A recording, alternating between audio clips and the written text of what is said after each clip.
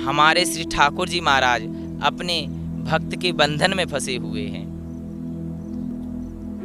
एक ऐसा भक्त हुआ जिसका एक ही मात्र काम था, खाना और सोना। वो निरंतर भोजन करके अपने आहार लिया और बिस्तर पकड़ के सोए रहते थे। लेकिन एक दिन की बात है कि वो उनके गांव में कथा चल रही थी, श्रीमद् भागवत महापुराण। तो वहाँ वो कथा श्रवण करने के लिए चले गए। तो वहाँ पे प्रसंग में श्री पंडित जी महाराज कहते हैं कि हमारे ब्रज में आज भी श्री ठाकुर जी महाराज नंगे पैरों गैया गौचारण कर रहे हैं। अनेकानेक भगवान की महिमाओं का वर्णन किया तो उस भक्त के हृदय में भी भक्ति का प्रादुर्भाव हो गया। तो उस भक्त के अंदर भाव आया कि बताओ, हमारे श्री ठाकुर जी महाराज इतने कोमल हैं, इतने सुकुमार हैं, वो आज भी वो नंगे पैरों वृंदावन की भूमि पर गौचारण कर रहे हैं। तो क्यों ना मैं ही जाऊं उन ठाकुर जी की गैयन ने मैं ही गौचारण के लिए ले जाऊं तो कि देख सुंदर रहेगो। तो वहाँ ने कहा भाई कथा विश्राम भाई। वो घर आयो, मैया ते बोलो मैया अब मेरे खावे के ताई कलेवा कर दियो, अब तो मैं जो है वृंदावन जा रहा हूँ। तो मैया ने पूछी, अरे लाला तू वृंदावन काय के ताई जा रहा हो? बोले अरे मैया मैं आज कथा में सुनकर आया हूँ कि आज ही हमारे श्री ठाकुर जी महाराज जो है नंगे पैरों वृंदावन की पावन भूमि में गौचारण करते हैं, तो मैं अब वहीं जाकर रहूँगा और ठाकुर जी की गैयन ने चराऊंगा। तो मैया ने कही भैया ये तो द्वापर की बात है, वो अब चल का रहे हो है कलयुग, इस समय थोड़े ठाकुर जी गैया चराते होंगे। बोले नहीं नहीं मैया, पंडित जी ने कही है तो ठाकुर जी अवश्य ही गौचारण करते होंगे, तो मैं तो जा रहा हूँ, मुझे आप कलेवा कर दो, मैं ब्रह्म मुहूर्त में यहाँ से प्रस्थान कर जाऊँगा, यहाँ तक कि मैं समय से ठाकुर जी के पास पहुँच जाऊँ और उनकी गौचारण के लिए उनकी गैयाएँ ले जाने लगूँ। भाई बाल हट तो बाल हट होती है, तो मैया ने इनके बाल भोग के ताएँ कछु बाल भोग तैयार कर दियो, छोटे बढ़िया सुंदर से लड्डू बना दिए, बेसन की मटरी बना दी और उनको बांध दी। और प्रातः होते ही वह बालक वृंदावन के लिए प्रस्थान कर दिया। चलते चलते चलते चलते सुबह से शाम हो गई, उसे वृंदावन के दर्शन प्राप्त नहीं हुए। तो उसने जाकर कुछ लोगों को खड़ा हुआ देखा, तो उसने जाकर पूछा भैया राधे राधे। बोले राधे राधे। बोले भैया जी मुझे वृंदावन जानो है। बोले भैया वृंदावन जानो है? बोले कहाँ काम है तुम्हें वृंदावन में? बोले भैया मैंने कथा में सुनी है, पंडित जी महाराज कह रहे थे कि वृंदावन में आज भी हमारे श्री ठाकुर जी महाराज नंगे पैरों गौचारण कर रहे हैं। तो यहाँ से मैं जा रहा हूँ कि मैं जाकर बिहारी जी की गैयन ने स्वयं लेकर गौचारण की ले जावे करूँगा। इस प्रकार से जब उन लोगों ने सुनी तो समझ गए कि चलो बढ़िया सी बात है, फ्री में ही एक मूर्ख फंस गया। अब आराम से हम सब लोग मिलकर इसको ये बता देते हैं कि ये जो गैयाँ बंधी हुई हैं यही श्री ठाकुर जी की गैयाँ हैं और यही गैयाओं को श्री ठाकुर जी महाराज गौचारण की ले जाते हैं। तो इससे ये फायदा रहेगा हम सबको कि हमारी गैयाँ भी चलेंगी और मुफ्त में हमें भी दूध घी दही खाने को मिलेगा, माखन खाने को मिलेगा। तो सब लोग कहते हैं कि अरे भैया जिन बिहारी जी की गैयन को चरावे के ताएं तुम इतने दूर चल कर आए हो, वो गैया कोई और ना ये बंध रही हैं का गौशाला में, यही सब गैयाँ हैं जो बिहारी जी की हैं और बिहारी जी इन गैयन को लेके गौचारण की ताई जावे हैं। तो बालक बड़ो खुश है गयो कि चलो मैंने जो श्रम किया, जो संकल्प लिया था कि मैं वहाँ जाकर ठाकुर जी की गैयन ने चराऊंगो, तो चलो आज ते गैया गौचारण प्रारंभ कर देंगो। तो बोले महाराज एक निवेदन है कि थोड़े बिहारी जी के यदि दर्शन है जामे तो उनसे दंडवत प्रणाम है जावे, तो उनसे पहचान भी है जाएगी। भाई उन्हें भी तो पता रहना चाहिए कि हमारे यहाँ कौन कर्मचारी आयो है, गौचारण कर रहा है, तो हमारी भी राधे राधे हो जाएगी और हमें भी उनके दर्शन को सौभाग्य प्राप्त है जाएगा। अब आपस में सब खुसुर पुसुर करने लगे कि यदि इसने बिहारी जी के दर्शन की इच्छा प्रकट की तो बिहारी जी तो यहाँ है ना है, और इसको पता चल गयो कि भाई बिहारी जी ना ही तो हमें बेवकूफ़ बना रहे थे, तो भाग जाएगा और हमारी फ्री की जुगाड़ खत्म है जाएगी। तो बोले भैया बिहारी जी इस समय जो है विश्राम करने गए हैं, जब विश्राम से फ्री होंगे तो हम तुम्हें दर्शन करा देंगे। बोले ये भी बढ़िया सी बात है, कोई बात ना है, तो एक काम करो आप तो गैयन ने छोड़ दो, मैंने गौचारण करा लाऊं। तो बोले अरे भैया कुछ बाल भोग तो कर लो। बोले ना ना, बाल भोग तो है गए हो, काफी समय से बाल भोग ही तो कर रहे हैं, अब तो एकमात्र प्रभु की सेवा करनी है। तो इस प्रकार से जब सबने सुना तो उन्होंने गौशाला में जाकर समस्त गैयाओं को रस्सी से मुक्त कर दिया। गैयाएं आगे आगे और वो भैया पीछे पीछे चलने लगे गौचारण करते करते। ऐसे कितने ही समय बीत गया और वो रोज आके यह इच्छा प्रकट करता कि मुझे बिहारी जी के प्रभु जी दर्शन करा दो तो बड़ो सौभाग्य है जाएगो मेरो। तो सब लोग यही कह दे में कि आज बिहारी जी शयन कर रहे हैं, अभी श्री ठाकुर जी महाराज बाल भोग कर रहे हैं, अभी श्री ठाकुर जी महाराज विश्राम कर रहे हैं, अभी ठाकुर जी महाराज जो है ध्यान में होकर ध्यानस्थ हैं। अनेक अनेक बहाने बना देते, परंतु उन्हें बिहारी जी के दर्शन करने का सौभाग्य प्राप्त ना होने देते। क्यों? बिहारी जी हों तब तो दर्शन हो। एक समय की बात है कि सब एकत्रित होकर आराम से आनंद से चर्चा कर रहे कि अरे भैया कि ठाकुर जी की बड़ी विशेष कृपा भाई कि जो हमें ये मूर्खानंद फंस गए हो, जो हमारी फ्री में गैयाएं चरा रहा है, सेवा कर रहा है, और हम लोगों ने फ्री में दूध दही माखन खावे को मिल रहा है। इतनी ही आपस में चर्चा कर ही रहे थे कि वह भैया पीछे से आकर खड़ा हुआ और सब उनकी बातों को सुन रहा था। जब उसने आके देखा कि यह लोग मेरा जो है फायदा उठा रहे हैं, मेरे साथ छल कर रहे हैं, ये ठाकुर जी की गैया ना, ये तो इन सब की गैया हैं जो ये मुझे बेवकूफ़ बनाकर चलवा रहे हैं। तो इनने भैया उठायो लठ और सबको एक एक करके तरीके से कूटे और लठ कूट काट के लठ फेंक दियो और बोलने लगे कि भैया मुझे तेरी गैया नहीं चरानो, अब तो मैं वृंदावन की तरफ जाऊंगा और मुझे बिहारी जी को पतो बता दे, नहीं तो मैं तेरे प्राणन ने हर लूँगा इसी क्षण। तो सबने हाथ जोड़ के कही कि भैया ये ना वृंदावन है और ना ये श्री ठाकुर जी महाराज की गैया हैं। तो बोले तो फिर बोले इसके ताई आप एक काम करो, इस सीधा जो पंथ दिख रहा है श्री वृंदावन धाम की ओर जाता हुआ दिख रहा है, इस पंथ को पकड़ लीजिए और आप बिहारी जी वृंदावन में पहुंच जाएंगे बिहारी जी के पास। इस प्रकार से वह पथिक पुनः अपने पथ पे चलने लगा। जब वह वृंदावन में ब्रज में प्रवेश करता है तो उन्हें वहाँ एक बड़े ही सुंदर सुसज्जित गोसाई जी महाराज बैठे हुए तिलक विलक लगाए मिले। तो उन्होंने करी भैया जी राधे राधे। तो गोसाई जी महाराज कहते हैं हाँ भैया और लाला राधे राधे, बता भैया। बोले महाराज मोए बिहारी जी से मिलनो है। तो गोसाई जी महाराज कहते हैं बिहारी जी से मिलनो है। बोले बिहारी जी से मिलवे की भाई विशेष इच्छा क्यों है, क्या बात है? बोले महाराज मैंने सुनो है कि श्री ठाकुर जी महाराज आज भी वृंदावन में नंगे पैरों गौचारण करे हैं, तो मैं उनकी गैया चरावे के ताई अपने घर से आयो। रास्ते में मोए कुछ लोग मिल गए, इन्होंने मोए बेवकूफ़ बना लियो और मुँहते अपनी गैयन की गौचारण करवाई। पर मोए जैसे ही पता चलो कि ये हमारे ठाकुर जी की गैया ना है तो मैं तुरंत इनकी गैयन ने छोड़ के वृंदावन की तरफ प्रस्थान कर दियो। इसलिए मेरो निवेदन है कि मोए श्री बिहारी जी के दर्शन करा दो और मोए उनकी गैयन की सेवा प्रदान कर दो। गोसाई जी महाराज उस भक्त के भाव को देखकर बड़े ही उनका हृदय प्रभावित हो गया और कहने लगे अरे भैया ये द्वापर की बात थी कि जब हमारे श्री बिहारी जी जो है गौचारण लीलाएं करते थे। इस समय तो उनके बड़े ठाठ वाट हैं, बड़े आराम से माखन मिश्री खावे करें। बोले अच्छा भैया, बोले हमने तो कथा में यूँ सुनी थी। तो बोले कथा में सुनी वो तो ठीक है, वो सही है, परंतु इस समय उनके बड़े ठाठ हैं। बोले तो महाराज हमें बिहारी जी के दर्शन कैसे प्राप्त होंगे? बोले बिहारी जी के सामने ही तो तुम खड़े हो। बोले कहाँ? बोले थोड़ा नज़र उठा के तो देखो ये सामने कौन खड़ा है। तो देखते हैं तो बड़े ही उनका हृदय जो है भर आता है, उनके नेत्रों से अश्रु प्रवाह होने लगते हैं भगवान के दर्शन करके। और वो कहते हैं कि बाबा मैं इतने दूर से ठाकुर जी की सेवा करवे के ताई आया हूँ, तो मैं बिना सेवा करे तो ठाकुर जी के यहाँ ते नहीं जाऊँगा, तो कृपा कर मुझे कोई सी भी एक छोटी सी ठाकुर जी की सेवा प्रदान कर दो। तो बाबा कहते हैं कि एक काम करो लाला, आज से तुम ठाकुर जी के चौकीदार। आज से आपको यही काम करना है कि यह ठाकुर जी के मंदिर में न तो कोई बाहर आ सके न कोई अंदर प्रवेश कर सके, ये तुम्हारी जिम्मेदारी है।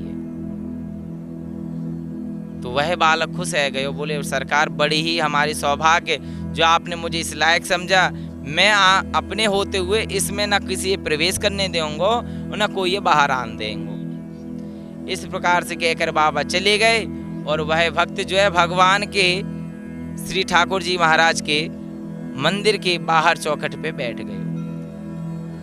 अब का भयो, सायकाल की आरती है गई, भोग हो गयो। भोग के बाद में ठाकुर जी को शयन भी है गयो और पुजारी जी पट और दरवाजे बंद करके अपने घर को प्रस्थान कर गए।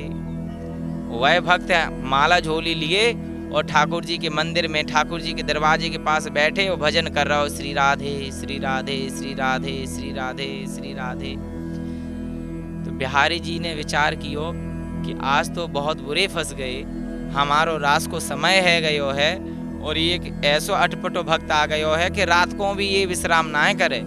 दिन में तो लगो ही रहे सेवा में, रात को भी ये ना माला घुमावे लग रहा हो कि आराम से विश्राम कर ले। तो ठाकुर जी ने देखा कि कुछ आवाज कम सी सुनाई दे रही है, तो उन्हें लगा कि शायद हमारो भक्त सो तो ना गयो, यदि सो गयो हो तो हम भी इस दरवाजे से बाहर निकल के अपने रास मंडल में चले जाएं, गोपियां हमारी प्रतीक्षा कर रही होंगी। तो हमारे ठाकुर जी महाराज हल्के से अपने हाथ से पर्दा हटाकर जैसे ही बाहर झांकते हैं तो उस भक्त की प्रभु पे नजर पड़ती है, तो एकदम चौक के गांव की भाषा में बोलता है, देखिए यह भक्त जो है पढ़ा लिखा नहीं है, ये अनपढ़ और गवार है, इसे भक्ति कैसे की जाती है, भक्ति क्या होती है, कुछ पता नहीं। तो ठाकुर जी महाराज को देख के कहते हैं, अरे तुम अभी भी जग रहे हो, सोए ना है, जाओ अंदर सो जाओ, झांक रहे हो बार बार, जाओ अंदर प्रवेश करो, अब बाहर मत निकलना। तो ठाकुर जी महाराज डर गए, उसकी वाणी को सुनकर उन्हें भी भय हो गया कि ये तो बड़ा निष्ठुर भक्त है, ये तो बताओ हमें ही डरा रहा है। तो हमारे ठाकुर जी महाराज ने पर्दा बंद किया और अंदर जाके पुनः सिंहासन पे बैठ गए। अब विचार करने लगे कि सभी गोपियां मेरा इंतजार कर रही होंगी कि ठाकुर जी हैं तब रास प्रारंभ होएगो, परंतु या मोए भक्त तो निकलने ना दे रहे हो। तो भगवान कुछ समय के लिए ठहर गए कि चलो कुछ देर और प्रतीक्षा करते हैं, कुछ देर बाद ये सो ही जाएगा। भगवान 1 घंटे बाद पुनः उस पर्दे को हटाकर जब देखते हैं तो भक्त जो है पर्दे पे ही नजरें गड़ाए हुए था कि कहीं बाहर फिर तो ना देख रहे।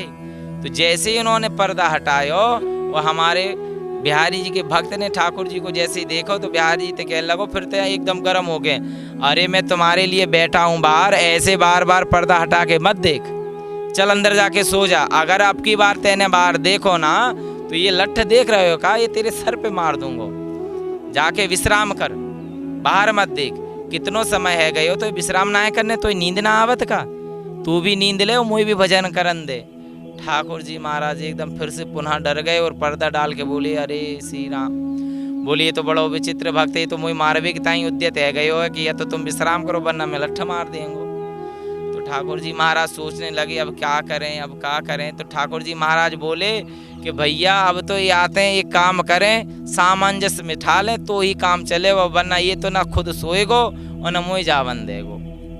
तो हमारे श्री ठाकुर जी महाराज बाहर निकल के आते हैं, कहते हैं, अरे भैया मैं जो हूँ रास करवे की ताई जावे चाह रहा हूँ और मेरी समस्त गोपियाँ मेरी प्रतीक्षा कर रही होंगी, तो कृपा कर मुझे रास करवे जावन दे। तो वो कहते कि ना ना, पुजारी जी को सख्त आदेश है कि इस परिसर से ना तो कोई बाहर जा सकेगा और ना कोई अंदर प्रवेश कर सके, और यदि आप बाहर चले गए और आप लौट के ना आए, पुजारी जी कहीं आ गए तो मैं उन्हें कहा जवाब देंगे। बोले ना ना, मैं सुबह प्रातः 4 बजे के पहले आ जाऊंगा। बोले ना ना, मुझे भरोसा ना है भैया, मैं ना जान दूंगा तू तो एक काम कर, पर्दा खोल, अंदर जा और आराम से शयन कर और मुझे भी भजन करन दे। तो ठाकुर जी महाराज कहते हैं कि भैया मेरो समय है गयो है, समस्त गोपियां मेरा जो है निधिवन में इंतजार कर रही होंगी, मुझे जावन दे। इस प्रकार से जब ठाकुर जी कह रहे, परंतु भक्त जो है हट पे हटा हुआ है कि मैं नहीं जावन देंगे। तो ठाकुर जी महाराज ने कहा अब क्या करें, अब एक काम करते, इसे कुछ प्रलोभन देते हैं। अब देखिए जो संसार के लोग हैं जिनकी कामनाएं संसार के प्रति लगी हुई हैं, उन्हें संसारी वस्तुओं का प्रलोभन दिया जा सकता है, परंतु एक भक्त को आप क्या लोभ दे सकते हो, क्या प्रलोभन दे सकते हो। तो भगवान समझ गए कि इस व्यक्ति को एक ही मात्र प्रलोभन दिया जा सकता है। किस चीज का? बोले इसको एकमात्र रास का प्रलोभन दिया जा सकता है। तो हमारे ठाकुर जी महाराज कहते हैं कि भैया एक काम करो, तुम्हें अगर भरोसा ना है तो तुम भी मेरे साथ चलो, और मेरे साथ चलोगे ना तो तुमने जो अभी तक मेरी कथाएं सुनी हैं कि ठाकुर जी महाराज निधिवन में गोपियों के मध्य रास रचा रहे हैं, तो आज वो रास देखने को तुम्हारो भी सौभाग्य है जाएगो। तो भक्त भी समझ गया कि ये तो भाई बात ठीक है, बढ़िया व्यवस्था है गई है। तो वह कहता है कि ठीक है महाराज सरकार चलते हैं, लेकिन एक शर्त पे चलूंगा। वो लिखा कि 4 बजे के पहले हम लोग लौट आएंगे, अगर 4 से अधिक होवे को समय हुआ तो मैं आपको जबरदस्ती उठा लाऊंगा, याद रखियो। ठाकुर जी बोले कि हाँ भैया तू चलो तो सही। तो बोले एक और शर्त है सरकार। बोले कहा कि आप नंगे पैरों हो, वो आप पैदल पैदल नहीं जाओगे। बोले तो बोले आप तो मेरे कंधा पे बैठ जाओ, मैं आपको कंधा पे बैठाल के ले चलूंगा। तो हमारे श्री ठाकुर जी महाराज उसके कंधे पर विराजमान हो जाते हैं और वह भक्त निधिवन की ओर प्रस्थान कर देता है। जाकर वह निधिवन में जब पहुंचता है तो देखता है अनेक गोपियां खड़ी हैं। तो भगवान से कहते हो अरे भैया छोरा तेरे बड़े ठाठ बाट है, इतने छोरियन के बीच में तो अकेलो रास करवे आवे, यहाँ में और कोई पुरुष ना है। तो हमारे श्री ठाकुर जी महाराज भक्त के भाव को समझ जाते हैं। तो श्री ठाकुर जी महाराज कहते हैं कि अरे भैया ये कोई और साधारण गोपियां ना, ये हमारी गोपियां हैं और ये मेरे अतिरिक्त किसी के साथ रास ना करें। अब एक काम तुम करो कि तुम यहाँ प्रवेश बैठ जाओ द्वार पे, और एक ध्यान और रखियो। बोले कहा कि जब तक मैं रास करके बाहर ना आ जाऊं तब तक कोई ना अंदर से बाहर जान दियो और ना बाहर से अंदर प्रवेश होने दियो। बोले ठीक है। दूसरी बात, कोई स्त्री या गोपी आए तो आवन दियो, यदि कोई पुरुष आवे तो प्रवेश नहीं है इसमें, याद रखना। बोले ठीक है महाराज। बोले महाराज मैं रास के दर्शन कैसे करूँगा ये तो बताओ, आप मुझे जिस का प्रलोभन दे के आए हो वो भी तो मेरी भी तो शर्त पूरी हो। बोले तो अरे तुम इसी के सामने दरवाजे के बैठे रहो, यहाँ से तुम्हें सामने हमारे रास के भी दर्शन होते रहेंगे। बोले ठीक है जी सरकार। ठाकुर जी महाराज अंदर प्रवेश कर गए। अब हमारे भोले बाबा को पता चला कि भैया आज श्री ठाकुर जी महाराज निधिवन में रास रचा रहे हैं, तो भोलेनाथ भी अपना औघड़ स्वरूप धारण करके वृंदावन में पधारे। उनके गले में सर्प हैं, कानों में बिच्छुओं के कुंडल डले हुए हैं, उनके वक्षस्थल पे जो है सर्प का यज्ञोपवीत पड़ा हुआ है, बाघंबर लगाए हुए हैं। अब जैसे ही वो आते हैं तो वह भक्त लठ लेके बैठा हुआ है द्वार पे। तो देख के एकदम खड़ा होके बोला अरे तुम कौन? बोले हम तो हैं त्रिलोकी के नाथ। बोले कौन से नाथ हो? त्रिलोकी के नाथ तो अंदर राज कर रहे हैं, फिर आप कौन से नाथ हैं? तो भगवान भोलेनाथ बोले हम हैं भोले शंकर। बोले भैया कोई से भी शंकर बने रहो, हमें मतलब ना है, आप अंदर कहाँ जा रहे हैं ये बताओ मुझे पहले।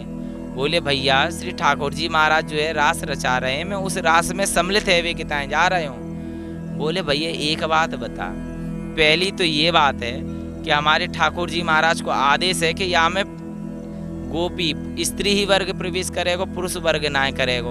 और तू तो चल एक बार मान भी लो कि तू भाई ठीक है प्रवेश भी करा दो, सोचो भी, परंतु तू तो इतना सुंदर भेष बना कर आयो है कि हमारे श्री ठाकुर जी महाराज ही डर जाएंगे।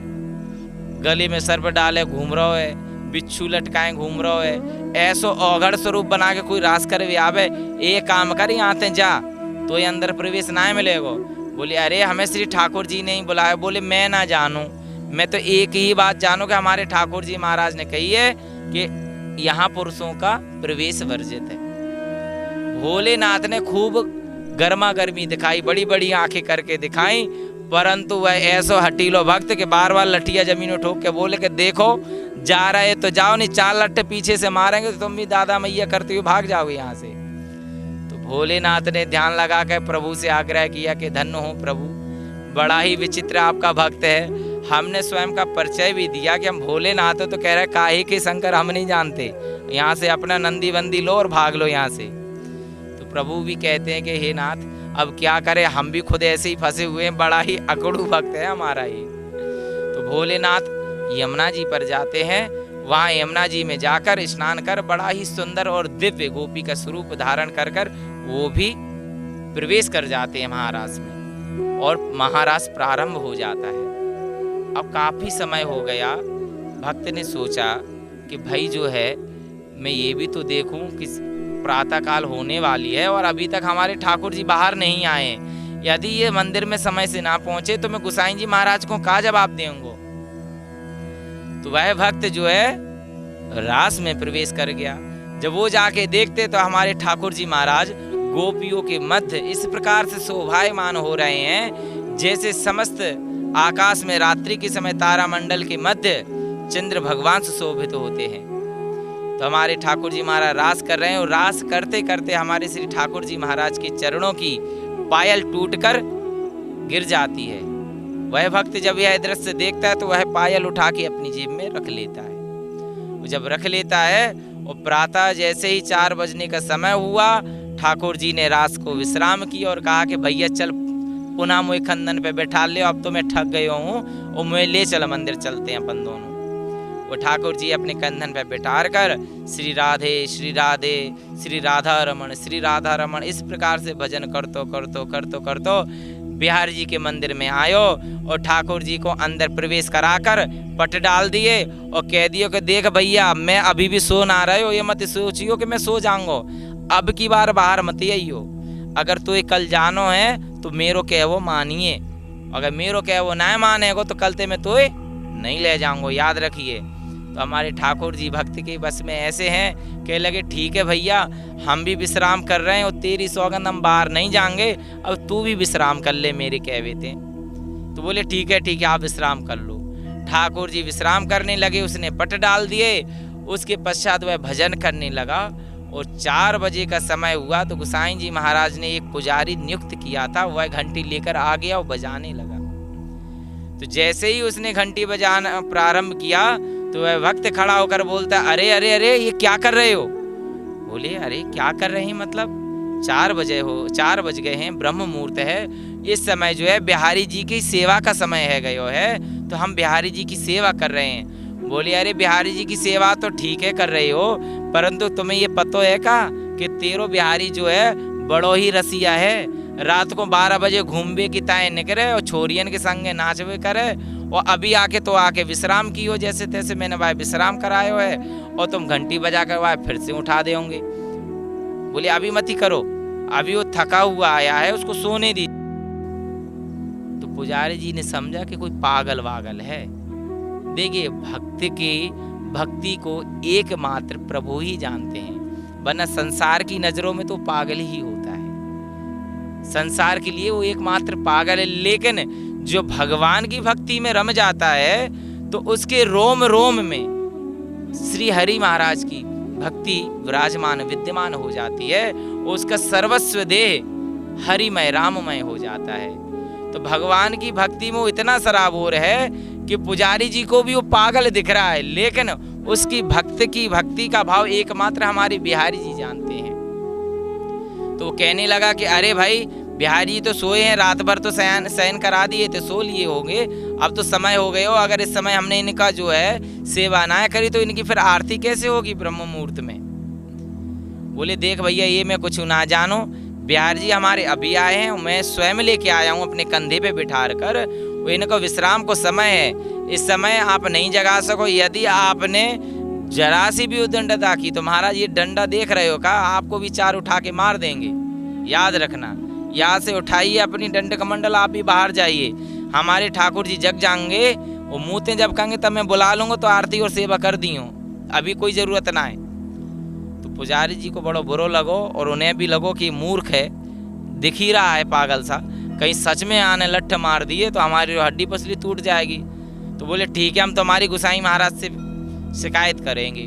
बोले ठीक है भैया जहाँ तक करनी तू कर दियो, अब तू यहाँ से प्रस्थान कर।